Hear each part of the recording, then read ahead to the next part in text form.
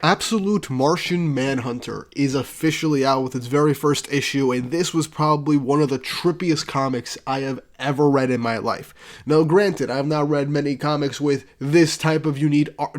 art style, paneling, and presentation. I know there are a lot of those, but when it comes to Marvel and DC, I have not read a comic like Absolute Martian Manhunter with its presentation, and it honestly was something incredibly different that made me like this comic even more than I initially thought that I would. The art style and setup is something I wasn't fully expecting because I kind of went into this completely blind. All I knew was that Absolute Martian Manhunter wasn't going to be like an actual full-on Martian that we have usually when it comes to John Jones. Whenever he's introduced into the series, it's an entirely different interpretation, obviously with this brand new universe, and this is something that I'm curious to see how it's going to play out for the rest of the story, because this does seem to be kind of going into more of a trippy psychological presentation for the story, as well as the psyche of John Jones going in for the future of the series, so there's a lot to really consider. But this video, I'm not really going to do a full beat by beat, panel by panel, line by line read through and giving my thoughts throughout like I normally do with a lot of these issue reviews for the comics I've done in the past. I'm just going to do a summarization and my full thoughts on the issue as I progress through like basic plot points and give my general thoughts on what's going on with this comic. And let me know if you guys want me to talk about each issue as they come out, or just talk about certain issues in like a batch format instead of it going by issue by issue. But before we jump into this video, don't forget to like and subscribe and hit the notification bell for updates on future videos. Really helps, and it shows you guys enjoy the content I make here on the channel and shows you want to see more. I'm just about to hit 300 subscribers, which means I'm very close to 500 subscribers, and this channel is still very new, so it'd be very great if we hit the 500 subscriber mark. And I also got some more absolute comic reviews and videos in the pipeline going on in the future. Sorry for the basic radio silence for about a month. I've had a lot going on, but we're back to, so far, regularly scheduled programming. I've got other issue reviews planned to do as well outside of this one, so get ready for that. Now with that out of the way, let's just get right into this issue of Absolute Martian Manhunter. And I like how we basically just start off with a bang, with John Jones surviving a literal bombing, as we slowly see him getting picked up, recovered, and we get to see a bit of an illusion of what would be the Martian Manhunter, trying to comprehend everything that's going on. And John is getting a rundown of everything that's going on with him post the explosion and how lucky he is to just get by with the amount of damage he's had and not have any serious brain injuries or like lingering actual injuries to himself post this explosion, calling him a lucky man, and to take a couple of weeks off of work to kind of monitor what's going on, make sure there's no nausea, vomiting, visions, etc. But the one thing I like is a very good attention to detail that we see throughout the comic is these pieces of smoke clouds that are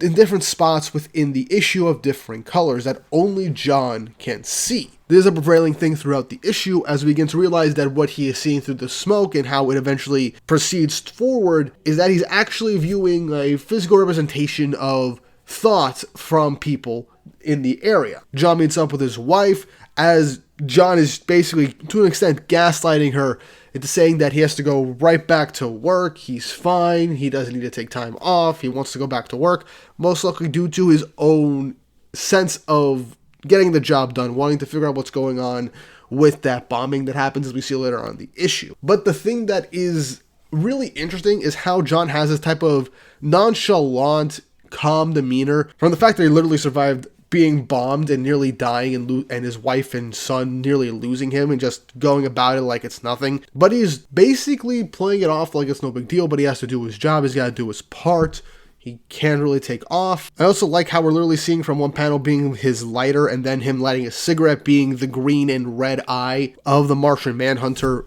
that's being presented in this issue, in this series, and essentially like giving us a peek of a specific memory either he's had or maybe his wife has had, as we then cut to his job at the FBI, talking to his superiors, essentially saying he doesn't need any time off or vacation, he's fine, even convincing his boss that he has a bunch of cases, and if he takes time off, he's going to fall way behind, and things could just not end up being good. And when his boss asks him if he's sure he's back to normal, we get a really cool panel showcasing just the weird shapes and colors that John is seeing right now through his eyes. And his boss essentially tells him not to pursue the case about the bombing, as he is a victim, not an investigator, and he's too close to the case, and it can affect the actual investigation. And we do learn that he's part of essentially a counterterrorism force, essentially understanding why people commit these acts so that they could end up identifying dangers and end up finding a way to protect people and prevent these dangerous things from actually happening. So he works as in the task force for the FBI. But as we go through the issue, John is just revisiting the scene of the crime, talking to specific people, trying to learn more about the bomber, as we get to see images of not just the multiple colors that kind of make up the Martian Manhunter. We also get to see green smoke from the people that he's talking to, as he actually begins to read their minds, not understanding why he knows certain things. And we even see, in some instances, the Martian Manhunter throughout the issue in a variety of different manners. He goes back home to see his wife. She's making dinner and chopping carrots, but to him it looks like all the weird blobs and the Martian Manhunter's colors and the red eye just blobbing up as he's staring right at it, as he's convincing his wife that he was not given the option for a vacation, once again showcasing his essential manipulation and gaslighting of his wife so he can stick with his job due to this weird hyperfixation that he has with doing his work, and right now especially with the bombing, trying to figure this stuff out. He even goes up to see his son, as he hasn't seen him in a bit, and he's now working super late at the office, and his son is making these clay statues of their family. But when he points to his dad, to John, he's left off on the side, made to look like a Martian, and it literally looks like the Martian Manhunter on the cover and what the character design inevitably becomes. So that kind of shows the bit of alienation that he has with his own kid, being left off on the side, being seemingly crafted to look like something completely different, aka a Martian, an alien, which is a very interesting way to see his dynamic with his own kid, and to an extent, his own wife. He's in bed one night, he tries to go to sleep, but he's wondering what's up with the smoke, what's waiting for him in it, and if anyone's ever tried not to think of something, as it's all okay to think. Instead of staying in bed, he gets up, goes outside to have a smoke, as we see that his wife is awake. Heck, we even go to the next day where he's actually at seemingly a movie theater to watch a movie, basically telling his wife that he has to work late, he has to leave early for work, telling work that he has to come in late, all that stuff. And he's kind of just blowing things, going by the seat of his pants. Eventually going to the doctor. John then goes to see another doctor, and we're getting instances of his inner thoughts, and with the multitude of a blob in the word bubble, and the multiple different colors, as this is representing what's in the doctor's mind, as John is beginning to hear everything from this, and even around the doctor, essentially making sense of all this with providing and analyzing information, is the colors of the Martian Manhunter merged in with all of it, as John is just staring up at it, and the doctor essentially saying what he's experiencing right now is most likely just from his concussion and they just need some rest. But John just continues about his day, as he ends up just interrogating the bomber's mother later on in the day, despite him not essentially being on the case and doing what his bosses told him not to do. As he's trying to learn more about the culprit, we see more of this multicolored smoke come out of the ears of the woman, as the mother's thoughts just go into his head as he begins to essentially breathe it all in, see images of the son through her memories, going to school, getting flowers for her. And that is just a very trippy visualization of these memories that John is just inhaling through himself as he's beginning to cough everything up, as this is just a lot for him to process. He's taking in a lot of memory. He's struggling, wobbling through the streets as he's wondering what's going on, as he wants to clear his head. We get a memory of him buying his house, which appears to be a narration from the Manhunter, as we get to see all the smoke from everybody in the city as he's wondering what's going on. We get a memory of his dad finding cigarettes under his bed. We have the explosion in this incredibly colorful page we see of just all the people in the city engulfed in different colors for themselves, just spiraling up into the air as a visualization of smoke, as John is just trying to walk past everything. As to him, it seems like they're all on fire, but nobody's paying any mind to it, as he begins to keep breathing in the thoughts. He's inhaling all these different thoughts from everybody in the crowd coughing up as if he's inhaling smoke. We get more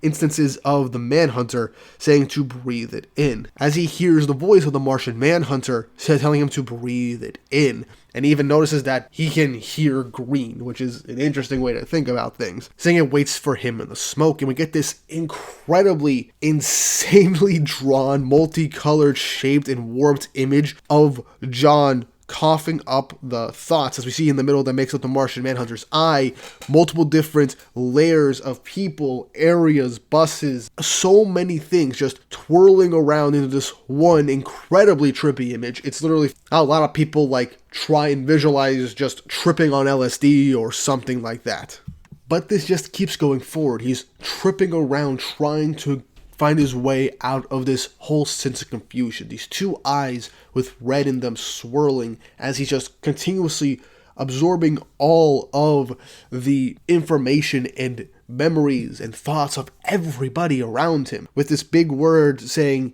Martian vision on, which I find pretty interesting. And once we see an image of John just whited out with the colors around him with a red circle on his head, obviously most likely third eye imagery of opening his third eye, all that stuff, trying to essentially read minds, thinking back to the time when he ended up, being caught by the explosion, as he thinks of the smoke, wondering what's happened. As the Manhunter's image becomes a bit clear from the multicolored smoke, as we see an image, a memory of his wife, the aftermath of when he was hit by the bomb, the multicolored smoke appearing over his body, and we keep seeing more of him in white and everything else in just multicoloring, as he asks, "What are you?" as we have multiple thought bubbles of what the Martian is telling him, with a smile from the Martian as he says, "Remember, look." Also, there's this nice little thing of like, message to fellow Martians,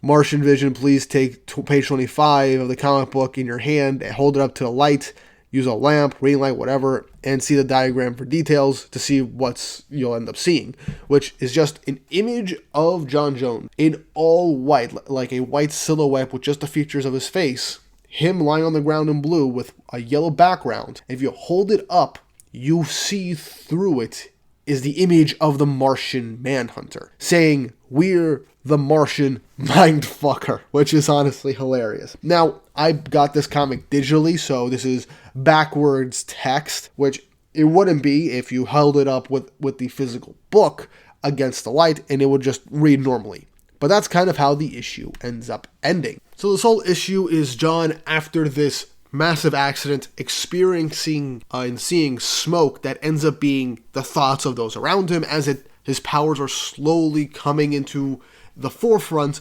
as just starting to overwhelm him. And we get to see the image of what is the Martian Manhunter, and from what we can tell, it's a type of alien or some supernatural being, but based off of the dialogue and some of the thought bubbles, to John Jones, Martian is another way of saying alien, so that's why it calls itself a Martian. And with how it is, it seems like the explosion made John vulnerable, and this, whatever it is, this entity, ended up coming into his body and is seemingly sharing it like a second consciousness and is unleashing psychic abilities. So I'm curious to see how this is going to play out for this version of the Martian Manhunter. Will his abilities be just psychic abilities? Will he eventually end up gaining shape-shifting abilities and phasing abilities and insane strength? Who knows? But all I know is that based on this first issue, it's going to be incredibly psychological, dig into the mind of not just John Jones and how he perceives things and what makes up his own psyche, but also exploring the vast world with this newly awakened psychic ability to read minds. So I'm curious to see how this is going to play out in the future of Martian Manhunter and what the writer has in store for the story they want to tell with this version of John Jones. And I cannot wait to see how the artist is going to keep making these visuals as incredibly trippy and just captivating as it's been in this first issue. Literally, props to not just the letterer and the person doing the speech bubbles, but the artist as well. They have done such an amazing job, and honestly, while this isn't my favorite book in the Absolute Universe, This definitely caught my attention, and I will keep reading to see what they have in store and what they have planned for this comic. But what did you guys think of Absolute Martian Manhunter issue 1? How do you feel about the art? How do you feel about the direction of the story in this version of John Jones, the Martian Manhunter? Leave your thoughts and opinions in the comments section down below. And once more, if you haven't, like, subscribe, and hit the notification bell for updates on future videos. Really helps and it shows you guys enjoy the content I make here on the channel and shows you want to see more. Now, with all that said and done, hope you all have an awesome day.